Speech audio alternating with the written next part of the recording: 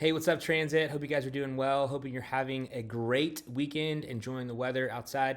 Tried to go surfing this weekend. Did not go well, and I'm sore and I'm old, but that is okay. I'm going to get it eventually.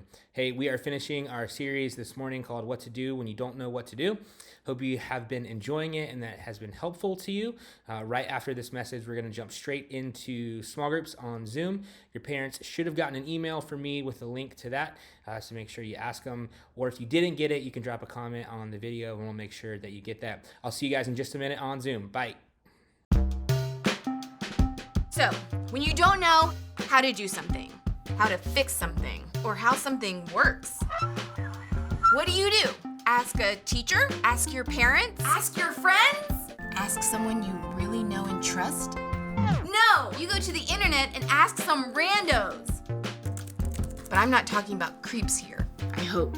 No, I mean the people of the internet! You know, those people who make how-to videos. Because chances are, if you're trying to figure out something, someone on the internet has already figured it out for you. Things like, how do I unsend a text? No. How do I do a winged eyeliner? How do I get rid of the zit by Friday night? How do I get out of gym class? How do I screen cap Snapchat without getting caught? They'll never know. But then there are things in life that don't have an easy fix, that don't have a simple solution, that don't have a how-to video. Things like what to do when you have problems with family, or when it seems like you have no control in your life, or what to do when someone has done something to you. I mean, clearly, they gotta go. The truth is, there's a lot of life that doesn't have a solution you can just find online. So how do you know what to do when you don't know what to do?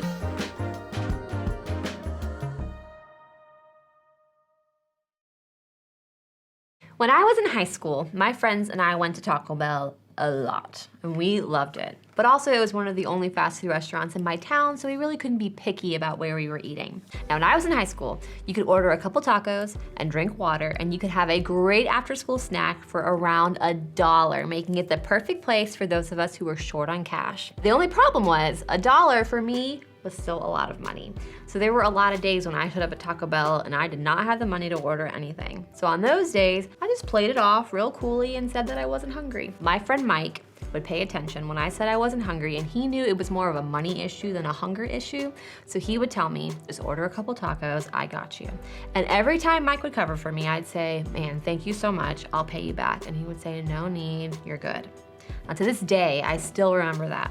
I was this poor sophomore who couldn't afford to buy cheap tacos, and Mike was this really wealthy junior who picked up my tab without asking for payback. Not seeking payback is really heartwarming and cozy when it comes to borrowing money for tacos, but that is not always the case. Outside of paying money back to someone you owe, the idea of payback also comes up when someone hurts us. For example, when someone talks about us behind our back, we want payback. When someone flirts with our girlfriend or boyfriend, we want payback. When someone fails to text us back or invite us to a group outing, we want payback. In those moments when we've been hurt, we want payback. We want revenge. We want them to feel the pain and the hurt that we felt. We want them to be embarrassed the way we were embarrassed. We want to get back at them for the pain they caused us. Our first reaction almost always is to get even, to seek revenge, to make someone feel the same discomfort that we felt when they hurt us. And isn't it true that the closer we are to a person, the more we want payback? Most of you aren't trying to pay back someone else's brother or sister. Your feelings probably aren't hurt because of someone else's best friend, and you probably aren't angry because of what someone else did. The people who are closest to you and the people who know you best have the most potential to hurt you. And when they do, we want payback. Now, for most of us, payback comes in one of three ways. First, public payback. This is when we do to them what they did to us in an obvious way. We talk bad about the person who talked bad about us, we snap back and make some cutting statements to them in return. Second, passive payback. Now this way is way more subtle.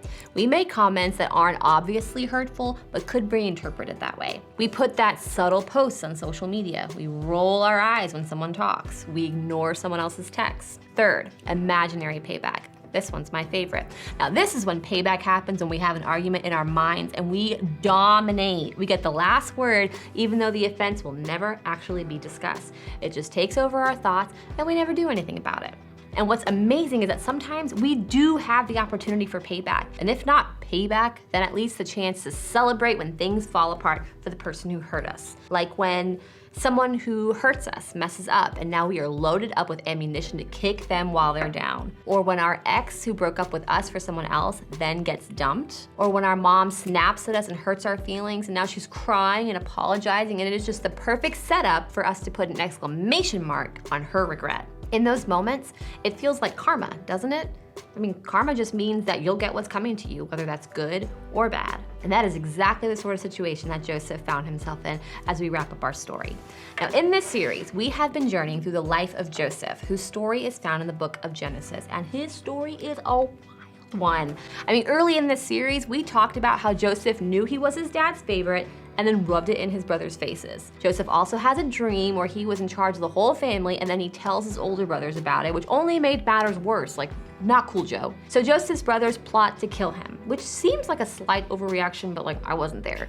Instead, they see a group of travelers traveling through the town, and they decide to make a little money by selling Joseph as a slave. The rest of the series has covered Joseph as a slave in Egypt, Joseph as a slave in a prison in Egypt, and Joseph as the man who interpreted the dreams of Pharaoh, who was the ruler of Egypt. Now, Joseph is eventually placed in charge of all of Egypt. He is the second in command to Pharaoh, and that is not a bad outcome for a kid who was sold into slavery by his own brothers. But then, there's a plot twist.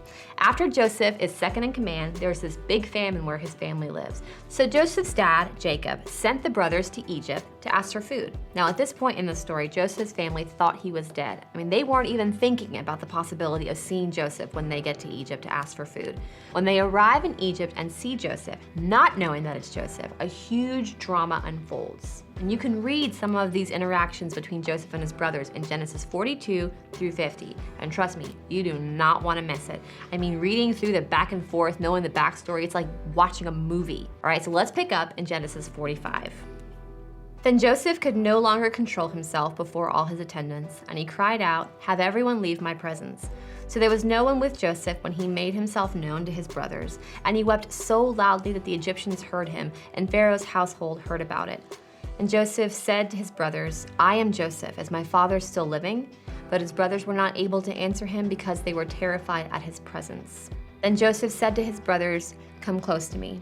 When they had done so, he said, "I am your brother Joseph, the one you sold into Egypt. And now do not be distressed and do not be angry with yourselves for selling me here, because it was to save lives that God sent me ahead of you. For 2 years now there has been famine in the land, and for the next 5 years there will be no plowing and reaping. But God sent me ahead of you to preserve for you a remnant on earth and to save your lives by a great deliverance." Now, there's only one reason Joseph could have responded the way he did. He didn't try to get payback because he had already let go of the idea of revenge. He had already done the hard work of forgiveness. How do we know that? Because Joseph could look in the eyes of the ones who had caused him the most grief, and he could see beyond his own hurt. When Joseph said, "Do not be distressed, do not be angry with yourselves for selling me here," he was acknowledging their wrong and his hurt without seeking payback. Only a healed person could do this. Only someone who had forgiven could do this. Now, Joseph chose forgiveness over payback, and we see that in the moment where he had the greatest opportunity for revenge. Somewhere between being sold into slavery and being reunited with his brothers, Joseph did the hard work of giving his hurt to God and allowing God to be central in his healing. And that's why Joseph was quick to acknowledge God in the area where his brothers had caused him the most pain. It didn't make what his brothers did okay. It didn't make Joseph's pain any less. It just took the real pain and the real hurt and no longer put them at center stage. It put God there instead. And that made forgiveness possible. Forgiveness was not only for his brothers, it was freedom from his own pain too. Joseph went on to tell his brothers to go get their father and move the entire family to Egypt because the famine would continue, and without making this move, his family would suffer. And then this happens. And he kissed all his brothers and wept over them. Afterwards, his brothers talked with him. This is the perfect picture of reconciliation. This is where we see peace take over a relationship that was incredibly fractured, all because of forgiveness. When it comes to other people hurting us, we too have the opportunity to choose reconciliation over payback. In fact, here's a simple way to remember it. When you don't know what to do, pursue peace instead of payback. When you pursue peace, you build a bridge. Payback burns bridges. In other words, you can fight to win, to be right, to get even, to make a point, or you can fight for the relationship, but you cannot do both. When you pursue peace, you fight for the relationship. Joseph preserved his relationship with all of his brothers because he chose peace, and he was only able to do that because he fought for forgiveness, and he was only able to forgive with the help of God. Now, Joseph didn't have a superpower that allowed him to do all of this. He just had determination to do the work that peace requires, which means that you and I can do this too. When you pursue peace, you lay down your right to get payback. You let go of revenge. You say goodbye to your desire to get even. Instead, you choose the path of forgiveness. You choose God's story of reconciliation instead of your own story of payback and revenge. Now, this is way easier said than done, and something that you may have to work at every day, but the ultimate benefit is for you. You not only have peace in the relationship, you have peace within you. Now, when Joseph encountered situations where he didn't know what to do, he trusted that God had a much bigger story in mind. I believe that Joseph knew that peace was better than payback. Even though Joseph had no clue whether he would ever see his brothers in person again, when he did, he was ready because he had done the work of forgiveness in his own heart. He had given his hurts over to God. So as you head out, think about what you have the power to do when it comes to pursuing peace. What do you need to decide in your heart? Who do you need to forgive? What offense do you need to bring to God? He can do incredible things with your fractured story. It starts with you and I choosing to forgive so that we can pursue peace instead of payback.